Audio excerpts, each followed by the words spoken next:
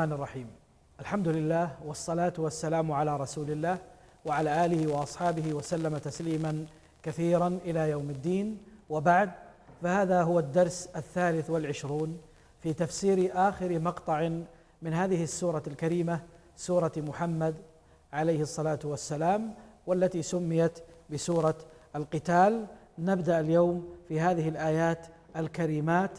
قوله سبحانه وتعالى: إن الذين كفروا وصدوا عن سبيل الله وشاقوا الرسول.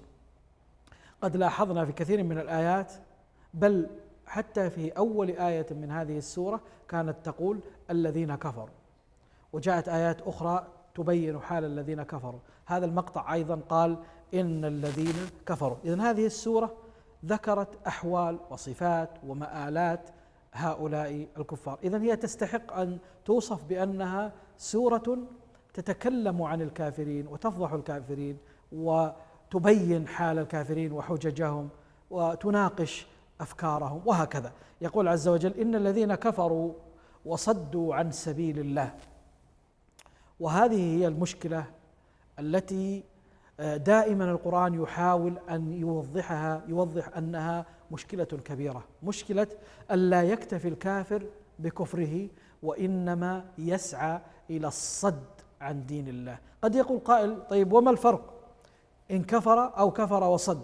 نقول: الكافر الذي لم يرتضي هذا الدين له أحكام خاصة، وربما يكون بيننا وبينه عهد، ربما يكون بيننا وبينه نوع من الاحترام المبني على القواعد الشرعية. أما الذي يكفر ويصد عن سبيل الله، بمعنى يقتل المؤمنين ويقاتلهم، يمنع وصول الحق إليهم، إذا آمن من حوله يؤذيهم، هذا أمره آخر، له أمر آخر. هذا الذي كفر وزاد على الكفر صدا عن سبيل الله، فهؤلاء لا شك أنه لا يمكن أن يتعامل معهم المؤمنون، لا يمكن أن يكون هناك بين المؤمنين وبينهم أي نوع من أنواع التواصل. قال سبحانه وتعالى: وشاقوا الرسول. أيضا أضافوا إلى كفرهم وصدهم المشاقة الرسول، والمشاقة كما هو واضح مأخوذة من الشق، والشق هو قطع في شيء، قطع في شيء. فكأن هؤلاء أتوا إلى أمر النبي صلى الله عليه وسلم فقطعوه، إما قطعوه بمعنى صدوا عنه، أو قطعوه بمعنى منعوه أن ينتشر ومنعوه أن يصل إلى المؤمنين. أيضا من المشاقة المعارضة، ولذلك كانت العرب تقول أو تعبر بشق العصا، إذا أرادت أن تعبر عن عدم الطاعة والمعصية تسميه شق للعصا. إذن المشاقة نوع من المعارضة والمخالفة، ولكن هذه المشاقة حصلت منهم بعدما تبين لهم الهدى، بعدما تبين لهم الهدى. إذن هو ضلال على بينة، وصد على بينة، ومشاقة أيضا بعد وضوح البينة. يقول عز وجل: لن يضروا الله شيئا وسيحبط أعمالهم. إذن النتيجة أن هذه المشاقة وهذا الصد نهايته معروفة ومآله واضح، وهو أن النصرة دائما في صف الله، أهل الحق المتمسكين بالدين والطريق المستقيم. قال: وسيحبط أعمالهم. قد ذكرنا سابقا ونعيد أيضا الآن ونقول إن الكفر ملازم لحبوط العمل، الكفر ملازم لحبوط العمل. هذا نتيجة حتمية لهذا. إذا حصل الكفر حبط العمل، ومعنى أن يحبط العمل أي لا يكون له أي فائدة، ولا يجازى به الإنسان يوم القيامة أبدا، وإنما أصبح هذا العمل كأنه غير موجود. قال سبحانه وتعالى: وقدمنا إلى ما عملوا من عمل فجعلناه هباء منثورا. فلا يستفيدون من هذا العمل أي شيء. قال سبحانه وتعالى هنا: يا أيها الذين آمنوا أطيعوا الله وأطيعوا الرسول ولا تبطلوا أعمالكم.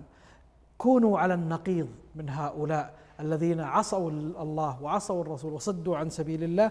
في المقابل لن تتميزوا عنهم إلا بضد ما كانوا يفعلون، وهو طاعة الله وطاعة رسوله، والنتيجة ستكون ضد تلك النتيجة. قال سبحانه وتعالى ولا تبطلوا أعمالكم. المقصود بلا تبطلوا أعمالكم أي لا تبطلوها بالكفر، فإنكم إن كفرتم أو ارتددتم عن دين الله حبط هذا العمل وأبطل هذا العمل. أيضا الفقهاء أخذوا من هذه الآية حكما شرعيا في قوله ولا تبطلوا أعمالكم، أنه إذا شرع المسلم في عبادة معينة فإنه ينبغي عليه أن يتمها. بمعنى رجل صلى صلاة لا يجوز له أن يقطع الصلاة هكذا بدون أي سبب، استدلالا بهذه الآية ولا تبطلوا أعمالكم. لكن إن كان هناك أو وجد هناك سبب لقطع الصلاة، مثلا أقيمت الصلاة المفروضة وهو يتنفل لا بأس، أو تذكر شيئا طارئا وضروريا لا يمكن الصبر عنه فلا بأس. أما قطع الصلاة هكذا من غير سبب فإنه داخل في هذا النهي في قوله عز وجل ولا تبطلوا أعمالكم. أيضا لو سألنا رجل وقال إنه صلى السنن أو السنة الراتبة ما قبل الصلاة ولم يبق منها إلا جزء يسير، مثلا التشهد الأخير وبعده سيسلم، في أثناء التشهد أقيمت الصلاة المفروضة، هل يبطل هذه الصلاة ويدخل؟ نقول بل عليه أن يتم هذه الصلاة سريعة ثم يلحق بالإمام، لأنه لن يفوته شيء من صلاة الإمام إلا شيء يسير. هذا كله استدلال من قوله عز وجل ولا تبطلوا أعمالكم. أنت بنيت بينك وبين الله صلة وحبل، فلا تقطع هذا الحبل إلا بما يوجب هذا القطع. قال سبحانه وتعالى إن الذين كفروا وصدوا عن سبيل الله ثم ماتوا وهم كفار فلن يغفر الله لهم. إذن هذا نوع من التهديد أو من التحذير، لنقل أن الذين كفروا أمامهم فرصة، وهي فرصة العودة إلى الإيمان، مراجعة نفوسهم، إلا إذا وصلوا إلى هذه المرحلة المحذر منها، وهي وماتوا ثم ماتوا وهم كفار. فإذا ما ماتوا وهم كفار انتهى الأمر، ولم يعد بمقدورهم الرجوع أو التوبة، أو لم يعد بمقدور أحد أن يحكم لهم بالإيمان بعد هذه الردة. إذن الموت ينهي هذا الأمر، إذا ماتوا على الكفر انتهى وحكم عليهم بالكفر وحكم عليهم بالردة. قال عز وجل لهم. إذن من عقوبات الكافر عدم المغفرة، إن الله لا يغفر له، إن الله لا يغفر أن يشرك به ويغفر ما دون ذلك لمن يشاء. فمن مات على الكفر انتهى الأمر بالنسبة له، بل إن النبي صلى الله عليه وسلم نهاه الله عز وجل أن يستغفر للمشركين، والنبي صلى الله عليه وسلم أيضا أوصل هذا البلاغ إلى أمته أنه لا يجوز أن يترحم المسلم على الكافر، وإن كان هذا الكافر أبا له أو أخا له أو زوجا أو غير ذلك، فما دام أنه مات على الكفر انقطعت هذه العلائق كلها، وحكم على هذا الرجل بأنه ولا يجوز الاستغفار له ولا الصلاة عليه ما دام أنه مات على الكفر بشكل واضح وبين. قال سبحانه وتعالى فلا تهنوا وتدعوا إلى السلم وأنتم الأعلون والله معكم ولن يتركم أعمالكم.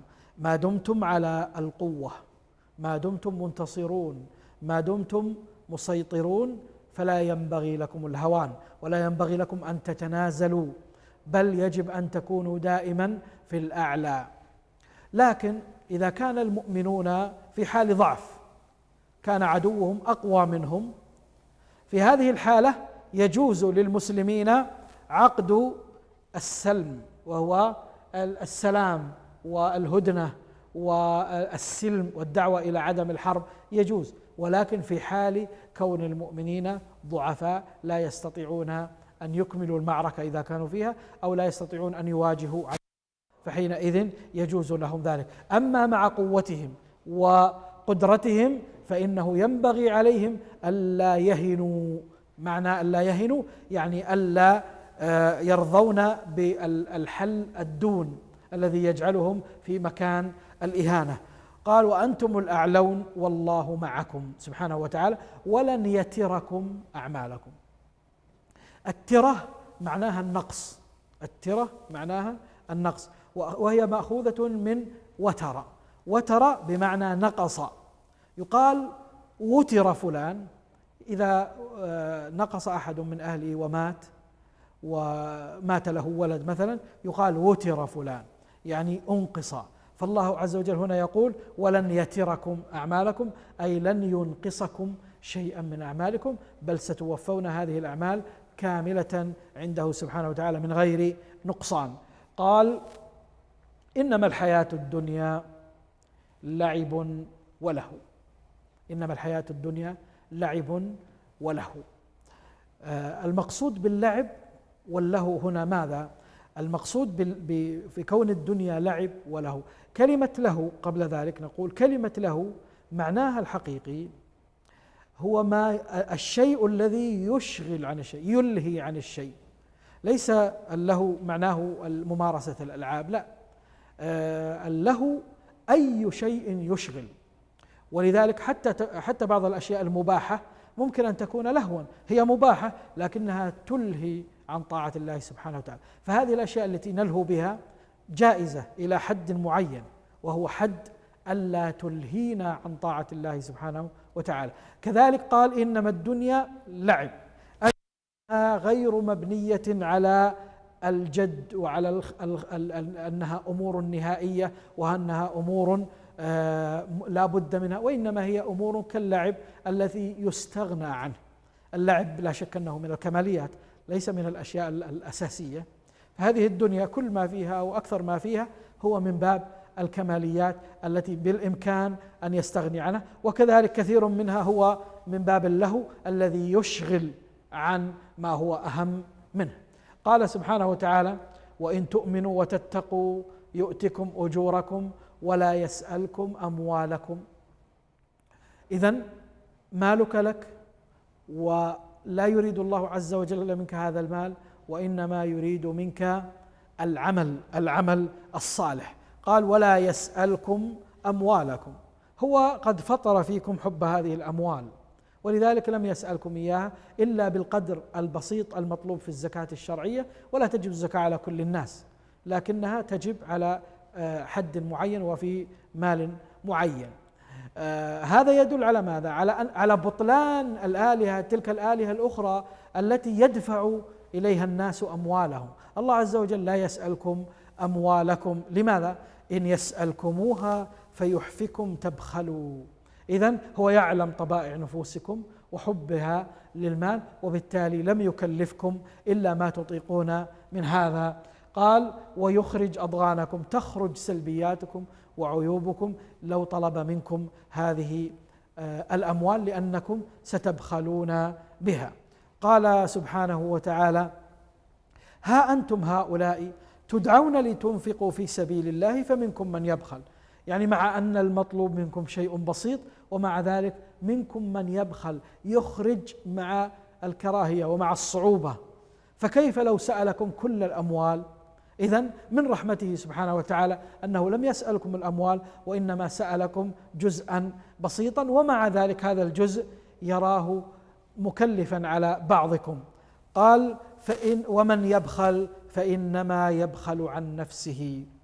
إذن من أهداف الإسلام الكبرى والعظمى والمهمة جدا، والتي جاءت في أركان الإسلام الخمسة المتعلق بالزكاة، هو أن الإسلام يحارب دوما البخل وشح النفوس. فإن البخيل لا يمكن أن يكون عضوا فاعلا في المجتمع الإسلامي. البخيل الذي لا ينفق على أهله لا يمكن أن ينفق أو أن يتصدق على الآخرين.